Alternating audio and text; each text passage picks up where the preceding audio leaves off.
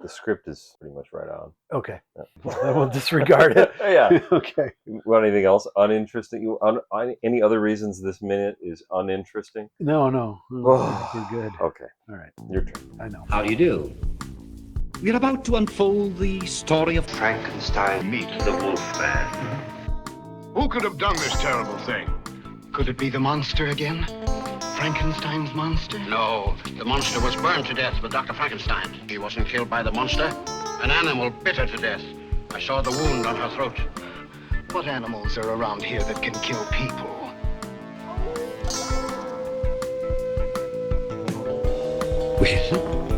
We've warned you. You've been warned. Welcome back to Frankenstein Minute, the podcast that dissects the Universal Frankenstein film series minute by minute. No one really knows why. I'm Thom Lang. And I'm Bill Evenson, and I know why, but I'm not going to say, I'm not going to reveal that here now. Okay. And you join us for minute 10 of a Universal picture from 1942/1943 called Frankenstein Meets the Wolfman, aka Night of Evil. Yes. Better known as Night of Evil. Destiny, There's Always Tomorrow. And if you join us on Thursday, because you're a Patreon, Good for you. good for you. We really appreciate it. Yep. But if you join us on Friday, we mourn the death 82 years ago in 1943. Guess who died on this date in 1943? That would be Dwight Fry. Yeah, Dwight Fry. Yeah. It's just thinking about it. I think it was mentioned on the podcast. Just what is the way they make his death sound? Oh, it just sounds just as awful. sad as Yeah. going to work. The night shift at Lockheed, Yeah, doing. and then riding the bus home, and he just drops dead. Do you think it was on the way home? So I he'd already done a full Think day. so. I believe so. I'll Doing have to check. But warehouse shit. Lockheed in 43 was all like Wall, airplane war yeah. related. Yeah. doing making missiles. I don't know what did they make back then. Bombs. Armor bombs. But once you're done mourning that loss, the following day we celebrate the birth of Bram Stoker, who brought us the amazing play and then novel, later adapted into a film. I think it was called Grapes of Wrath. Is that him? Yeah, that's the one. That's the one I'm thinking of. Yeah. Thank you. Lost you too soon. Oh, Yeah. no. Born just at the right time. Bram Stoker. The Lair of the White Worm. Yeah, Is that that's him? his. Yeah. Yeah. Of course, I'm talking about Dracula. Oh, Is that was thing that? he's most known for? I think that was him. it's- Yeah, I The think one it was I'm thinking of is Francis Ford Coppola's Bram Stoker's Dracula. Monday, we celebrate the birth of Claude Rains, Hmm. who I don't think was in any Universal. I'm just kidding. He was the father of the Wolfman, He was also the Invisible Man. and he was the Invisible Man, And he's and he in was the Phantom of Mystery- the Opera. Phantom of the Opera. And he's in The Mystery of Edwin Drood. And Was he Edwin Drood? no. Tuesday, we celebrate the birth, November 11th, 1911. Do you know who was born on November 11th, 1911? Are you talking about 11-11-11? Why, Yeah, as a matter of 11, fact, 11, I if you will. do know. Would have I been bet you can guess it. Patrick Knowles. Patrick would have Knowles. been the Well, one. what films would we know him from? We'd know him He was in The from Wolfman. The Wolfman, That's primarily. Remember the next one? Night of Evil? Was he in that one? Night of Evil. Yeah, I think Yeah. he was in Night of Evil. Night of Yeah. Evil. Also on that day, but not the same year, so 11/11/18, Peter Coe was born. Oh yeah, we'll encounter Peter Coe in the next film. Oh, is that what that is? Mhm. Sounds good. Also on November 11th, is that Veterans Day? What was November 11th? Who cares? I celebrate Patrick Knowles' birthday every year. I don't know about you. That's Knowles Day, not to be confused with Grassy Knowles Day. That's a whole other thing. No. November 11th in 1943, what film was released? November 11th of 43. Well, no, it's not The Mummy's Tomb because we already referenced already did that The Mummy's last Tomb. week. You want a clue? It doesn't have Mummy anywhere in the title. Oh, no? I'll give you a bigger Invisible clue. Man something? The Return of the... No, Return of the Vampire. That was released. Not a Universal, November so that's 11th, what threw me. 1943. Yeah, It's a Columbia. I- It's also a great looking film. Yeah, it's fun. And I like the fact that the werewolf is the vampire.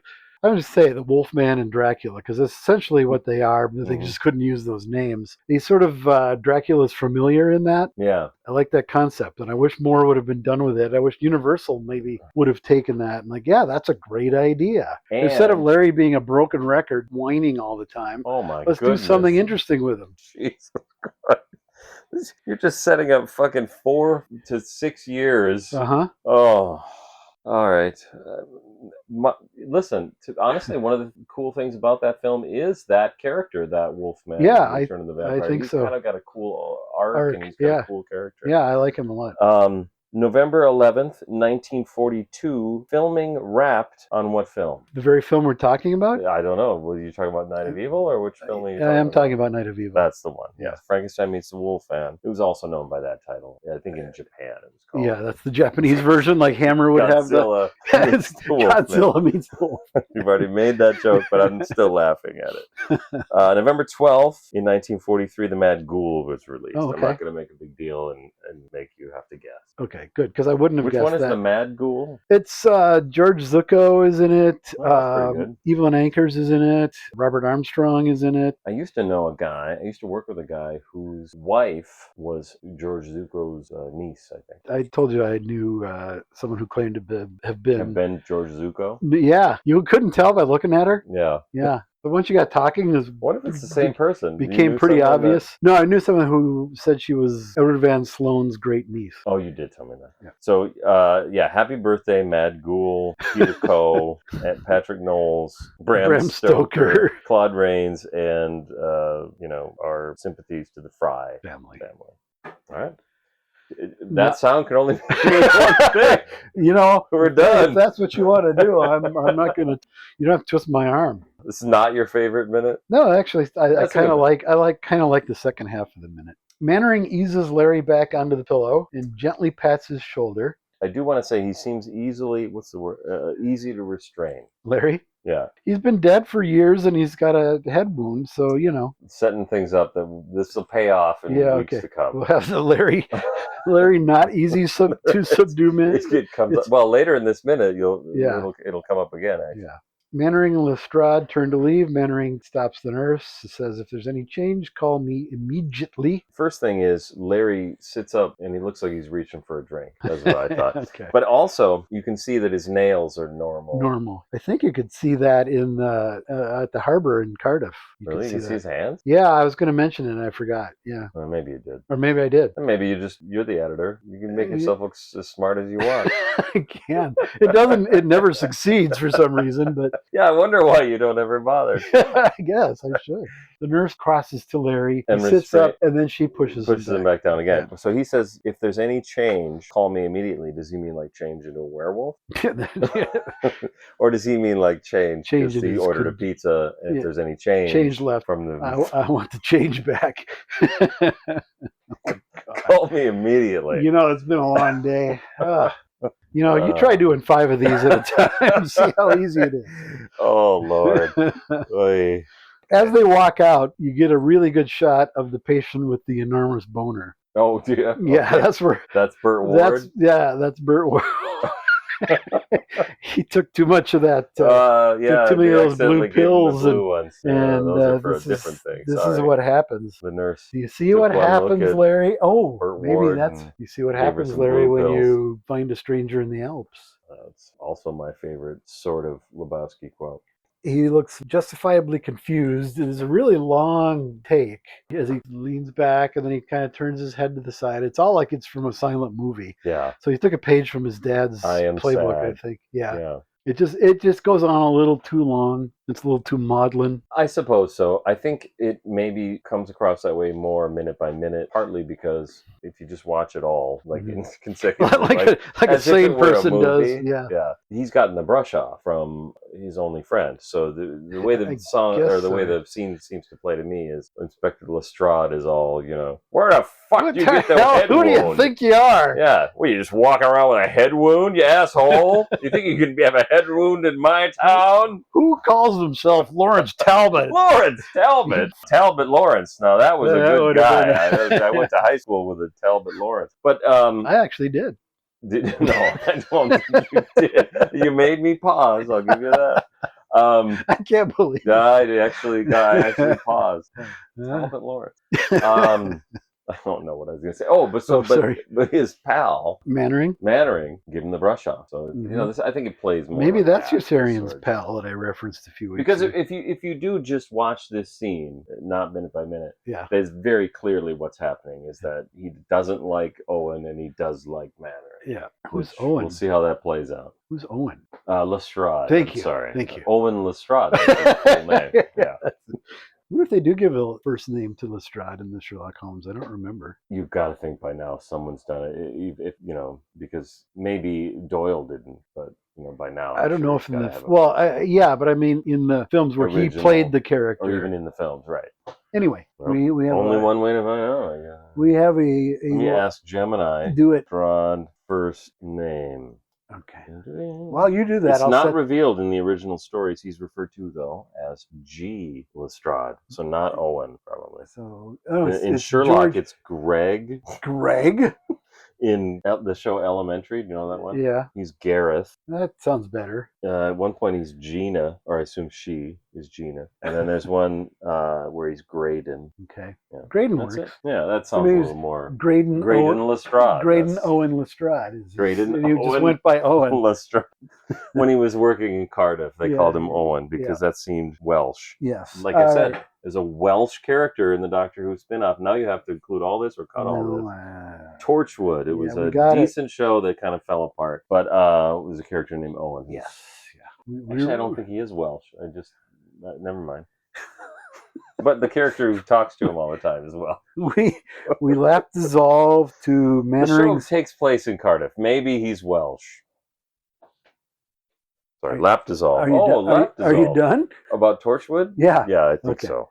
We lap dissolve to Mannering's office, which basically looks like the same set redressed again. But it's so beautiful. And I think it's a little bit more wooden than brick. Well, I think because we're closer to that archway with the pillars. It could be. So that those pillars show more. But how I would describe that shot? Deep focus. You would, and you'd be right. This is post Citizen Kane. Where do you fall on what film first brought us deep focus? Because I don't think it's Citizen Kane, right? I think it's very early on because Son of Frankenstein has it. Silent films would nail the camera down and shoot the whole scene from the master shot, and those are deep focus. I suppose any shot that's a wide shot that everything is in focus, or even a medium or a close shot, everything that's in focus is deep focus shot. Wales and Toland used it.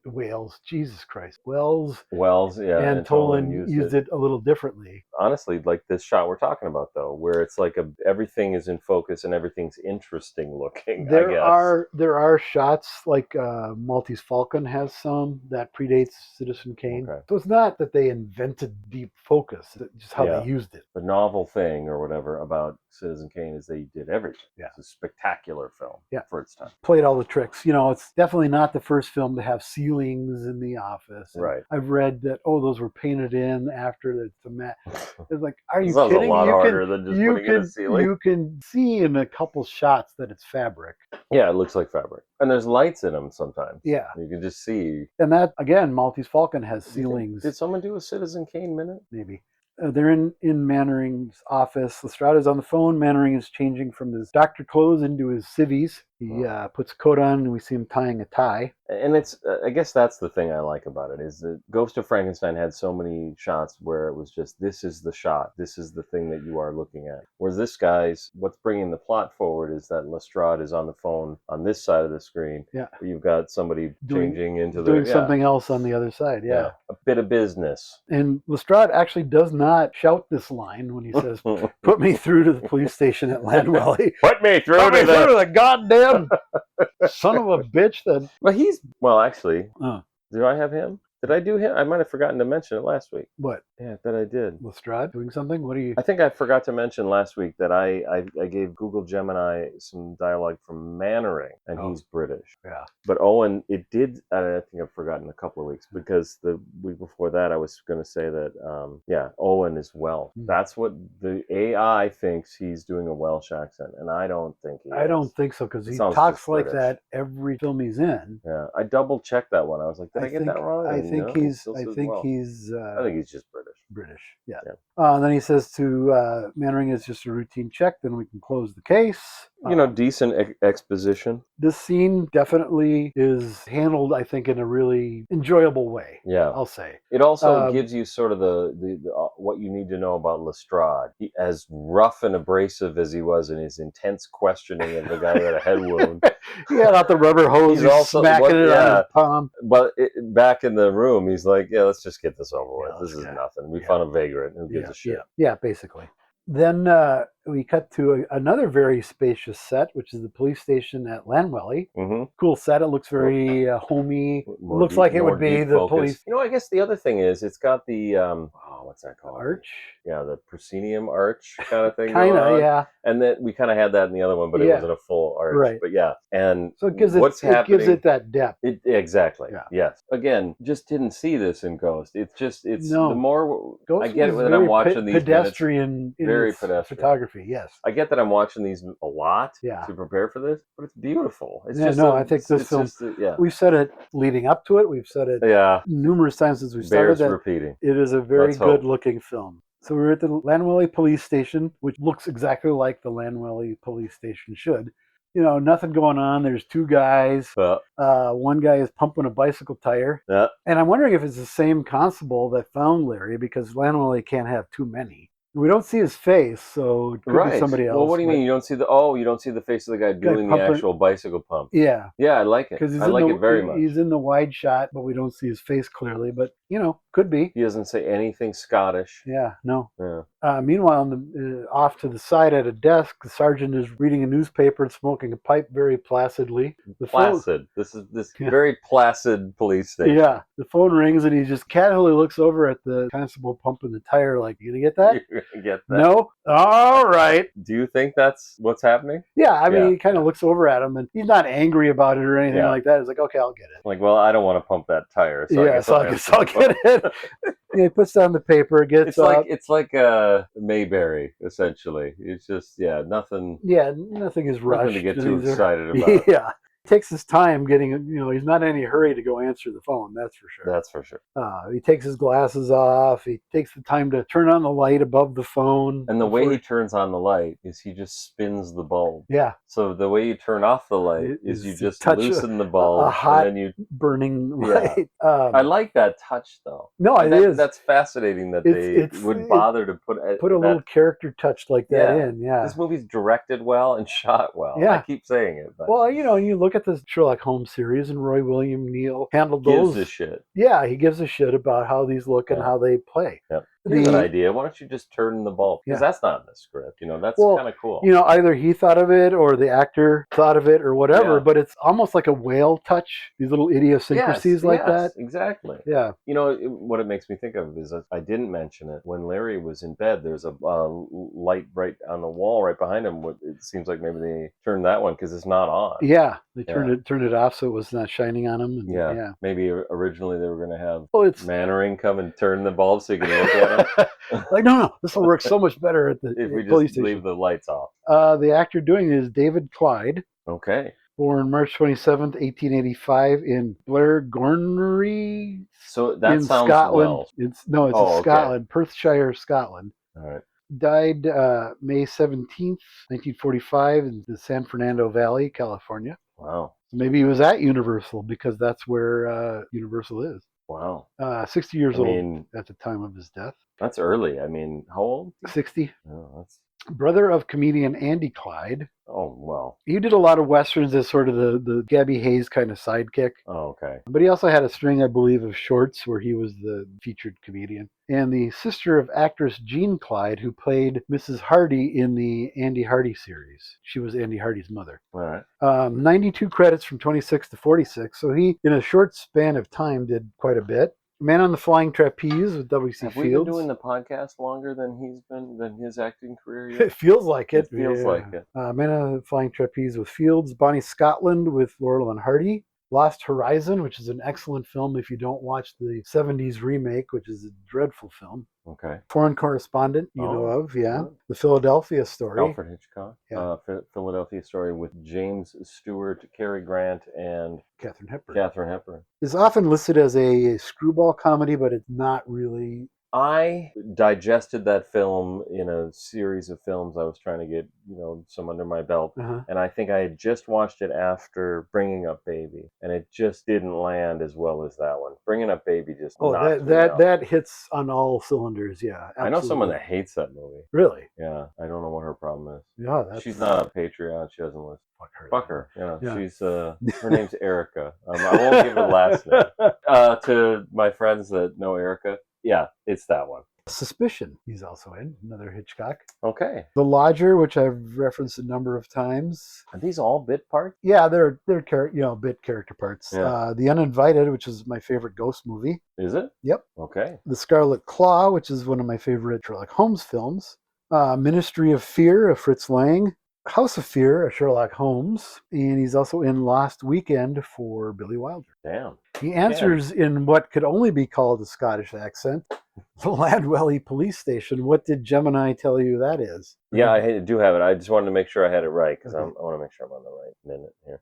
I did ask, and the answer is British. Okay, well. But, I didn't write it down, I guess. But one of them, it did say British English, which this one is definitely not. But it's all British. It's a British Isles accent, whatever. British Isles, let's say. It's a United Kingdom accent. There you go. It's part of the Commonwealth. Yeah. Now we've expanded it to almost everywhere in the world. Yeah. Have you ever seen that where they show what all those things we just said are? Because there's literally still a place called England. Mm-hmm. That's part of the UK, which is part of Great Britain. No, I've already fucked it up. Yeah, no, England is part of Great Britain, which is part of the UK, which is part of the what did you say? British Isles? Yeah. And then that's all part of the Commonwealth. Yeah. Whatever, I can't remember. Whatever. Hey, I looked on whatever website that hosts us, and you can see the second most,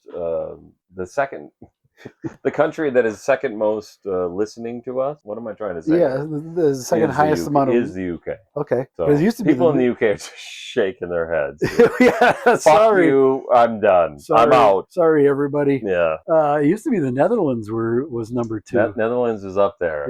Yeah. I remember. But as I've said, and this is as good a time as any to reiterate this, these seem like British films because the characters are all British. It takes place in Europe. Yeah. And doing the, And they started that way, I guess not with Dracula necessarily, but with Frankenstein with Wells. Definitely. He Did you say Wells now? I said Wales. You said Wales. I thought I said Wales. Maybe I said Wells. I don't know. It's Whale. Or it's Wales film. That's what I was starting to say. Wales. I'm trying to get us back. Anyway, we James talked about it Whale a lot at the time. brought a they very feel like British film. Very British sensibility, and I think the Lemleys felt that way more so than the 40s ones. Yeah. But there are aspects of it that, just because of the nature of the series, Son brought a very American flavor to it because the couple were from America. Well, hello. Yep, and that's a famous American phrase. Well, hello. I say it all the time, only because of that movie. Because of that movie. Yeah. And Ghost doesn't feel like a British film, even though there are a lot of British actors in it. Yeah, we finally lost, and I always forget his name, the guy that's in Trading Places. Oh, Ralph Bellamy, Ralph Bellamy is not British. Referred to as Earl Bellamy a few weeks ago because I got confused. He's a director, not an actor. I remember you saying that. We're getting old. We're going to get a lot of things wrong on this podcast, but as I've said before, that's how it is now. Yeah. If we say it, it's true now. Yeah, it's so... Wikipedia and ChatGPT and everybody will just assume everything we say is gospel truth. It's about time. I think we could start right about now just baldly claiming that Donald Trump was never president. Never. It didn't happen. Fire up the fart sound effect. I know, you gotta, I'm sorry. You have to do that word. Yeah. You call that a fart? No, it's actually from one of Monty Python. I was gonna say, is that the one from, Are You Embarrassed? Does this sound, yeah. Are You Embarrassed Easily? Soon you'll be moving on to this. I actually went and I listened to all of the Monty Python albums. Did I say this already? But I recently went back and listened to them all. And I noticed actually Dino bought I think it looked like a vinyl copy of Holy Grail. Yeah. It had bonus tracks. And I didn't want to say anything because I'm like, I listened to all of them. Yeah. And they were all re-released in 2012 with bonus tracks. Yeah. And they're all bad. Of course they are. There's like one that's okay because it's like, oh, great, Graham Chapman. You don't get to hear Graham Chapman anymore. So yeah, there's a reason. Basically, they're not on. Yeah, there's a reason they were on there. There reason. Yeah, these deleted tracks are deleted for a reason. Yeah, I mean, there were don't a think couple that's that always true. Like Beatles deleted songs sometimes are okay. That's not true either. No, I mean, I guess basically if they don't make the album, there's a reason. Yeah, it's like remember when Bela Lugosi played Frankenstein's Monster? Or no, I'm sorry, that didn't happen. That never happened. Never mind. All right. Let's just delete that from our memory. I've been trying for 60 years. Yeah. To wrap up the minute, we cross-cut to Lestrade on the phone. Mannering is tying his tie in the background, and Lestrade says, "This is Inspector Lestrade speaking from Cardiff." It's a very sort of personal, they're sharing personal space. Do you feel like they just made love? Well, why else would Mannering be putting his clothes on? Clothes back on? Yeah. I don't know. I don't judge. I don't judge. No, I don't judge at all. I mean, I judge, but I wouldn't judge based on something like someone's sexual preference. Sexual preference, yeah, that would be. Let them do whatever. Yeah. Yep. All right, I don't hear anything, but I think it. Wait, nonetheless. Hold on. Got any more questions, wise ass? No, there it was. Nonetheless, that was the other thing I was saying. Oh my goodness, where am I going? Did you have some more things to say about the minute or no? I ran out of steam about 25 minutes ago. Yeah, I think I did too. Oh boy, that sound can only mean one thing. What's that, Bill? I don't know, Tom. Why don't you tell me? What? It's time for Got Any Wise Ass Comments? Wise Asses. That's a segment of the Frankenstein Minute podcast in which Patreons who sign up at the correct level and click the right box called Wise Ass get to contribute comments, and we promise we will do our level best to read them on the podcast. Once again, 2 requirements. Number 1, it's got to be in before we do the podcast. Right. So it would be insane otherwise. If comments or questions come in after we've recorded, then they will not be answered on the show. And let's be honest, probably ignored. Not only because we have contempt for our Patreon, but also because we're incompetent. I think you could flip that around because you're the editor. You do the work first. Yeah. Anyways, patreon.com/Frankenstein Minute, wise ass level. The second reason would be if it was offensive in some way. Yeah. Which so far we've lucked out. So far we're bang on. Yeah. Always offensive. I mean, we still read it. Yeah. Vincent writes, "Is that the bicycle from the Invisible Man?" That's pretty good. Yeah, that's good. I like it. Yeah, and the answer is yes. Yes, of course it is. They have like bumbling bobbies in that movie. Oh, there's Keystone Cops. That movie take place in Llanwelly? No, it's in England somewhere. Gotta be, yeah. Iping. The village of Iping. Oh, okay. That sounds familiar. Universal dropping Easter eggs into their cinematic universe here. To which Mike Herman responds, "I always thought that police station looked like repurposed bits of the Wolfman set. The fireplace especially. Frighteningly small amount of times have I watched The Wolfman. Really? I don't know why. It's just never been a favorite. Never been a favorite. I do like that movie, and we can trash it too, but I do like it. Yeah. Surprising. I think that I'm going to rephrase it. I know that a lot of the Wolfman sets were repurposed for Ghost of Frankenstein. Okay, that makes sense. You can see it looking at it. But that's 20 minutes later they made that. Exactly. They were still standing. But all this stuff then goes into a scene dock, so they could very well have pulled that out when they built this set. Like, why build a whole new fireplace? Tommy, we're making the Wolfman again. Yeah. Okay. What's the new one called? I don't know. Night of Evil. Who cares? Thank you, Vincent and Mike. Yes. And furthermore, Mike Herman again writes. Oh, well, he's going to double his money. Yeah, why not? Yeah. Should we now? All right, this is the last one. Now we're creating a new tier where you can have 2 comments. Because it happens so often. Unlimited comments. No, you can comment all you want. Mike Herman writes, "Finally, we can appreciate that Lon Chaney Jr. could be excellent in the right role. Aside from Of Mice and Men, this is probably his best performance." Yeah, okay. I think we're not getting it yet, but yes. Yeah, exactly. I absolutely agree 100%. I really love his face, and of course, we couldn't talk about it at all last season. Okay, I suppose I can see that. The troubled arching of the brows is so wonderful. That's a really good point. Yes. We haven't talked about We that. haven't mentioned that because he does that really well. He has really has that sort of hangdog very look. Tortured. Well, I think because he was as a human being. Yeah, true. He had some demons, obviously. And Frankenstein Minute Canon, anyway, it seems to translate going forward. For 4 or 5, well, at least the next 3 films, Yeah. I should say. He just wants to die. Yep. Yeah. Mm-hmm. That's a tortured individual. Yeah, and I don't know how far removed Lon was from Larry. Exactly. Mike continues. I tried finding a good reference picture to bring to my tattoo artist, and he drew something up for me, but it just wasn't right. Interesting. Yeah. I mean, well, you'd have to take my thing about tattoos is, and I have 0, is I like the way you did it, and I like the way a lot of people do it.